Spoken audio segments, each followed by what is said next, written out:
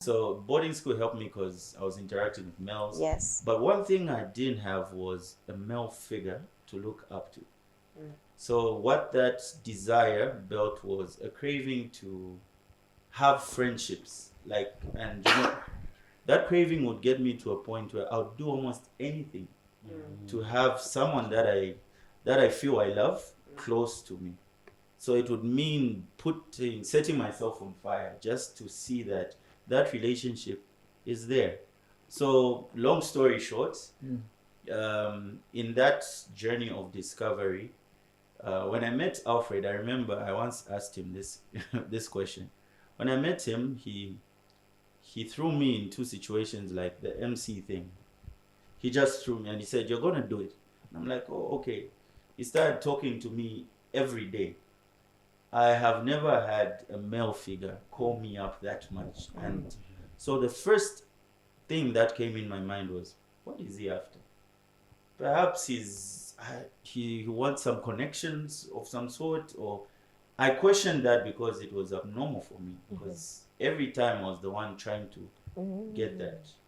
You see, so I actually asked him that question, and what he said was so profound to me. He said, "I'm doing this for you because someone did it for me." Shout out to Alfred, eh? Yeah, so for me that was very powerful, and I felt the need to also walk that journey and also provide to others.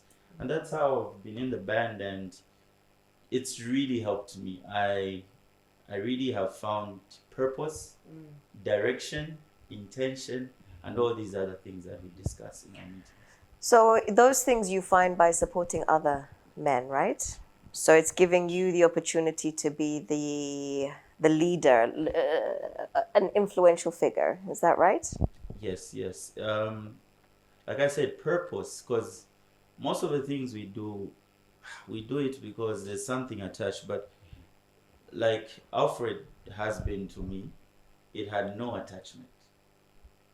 But I'm very convinced there's some fulfillment somewhere. So I've also adapted, and I'm trying this, to just to lead a life of impact. Each relation, each interaction, just give that energy with no expectation, and it really gratifies your soul and gives you some form of purpose. And of course, like the topic we're discussing, I was a man without any direction, identity, or purpose. I'll go for work as long as the bills are paid, as long as I'm not arrested, I'm not insulting or offending anyone, I'm good. But deep inside, I didn't know who I was. My relationships, I was terrible at loving people. Just so many things that came as a result of the boy that has become the man today. Do you think you're there yet? No. It's a journey that you keep learning every day. Someone once said, the people who are going to be deemed intelligent in the future are those who are able to learn and relearn. So each and every day, as the world changes, you tend to learn more things. So it's a journey. I think the keys are those things that we discuss in our book. Things like being intentional, putting pen to paper. What I want to do this year is this.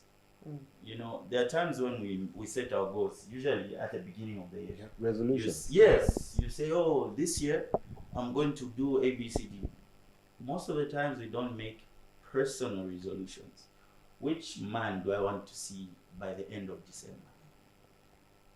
That should come out, and you should be intentional about it, as opposed to just riding the bandwagon. Today you're this man, tomorrow you're that man. Yeah. So do you think, I think a question that I want to just pose for the sake of it is, where is Band of Brothers different to church? So Julian is a church, you guys have Band of Brothers. Where's the difference? Where's the difference with Band of Brothers and church? What do I get from you that I don't get at church? So to start, I believe both give you a sense of community and belonging. With Band of Brothers, I think it's more of you're peeling back more layers. You're getting more deep. Some things you might not even hear in church. That's what happens with Band of Brothers. You'll have certain individuals who are more comfortable to speak up. And as I mentioned before, that creates that domino effect. If I hear someone else speaking up, I might say, you know what? They're also going through the same thing. It makes it that much easier. What else would you say might be different from church? Yeah, I think just speaking from his point, when you go to church, there's the preacher, the message is good, it touches you, you're thinking on purpose. But then when you come to the Band of Brothers meeting, we have check-ins on Thursday. There are days when we just say, okay, today, how are you doing? Okay? How are you doing is coming directly to you. When you go to church, the preacher will give a sermon based off, of course, guidance from the Holy Spirit and all that. But in our group, sometimes the conversation just goes in a certain direction based off what one is feeling. We say it's a safe space for men to just be themselves. At church, you may go there and you're dressed in a certain way, you have to conduct yourself in a certain way. When we're in the group, you can come in the group and just say, you know what, today I don't feel like talking to anyone. And we'll start trying to, diagnose, okay, what's going on. And we also build like friendships. So if I have an issue, I know who I'm going to call.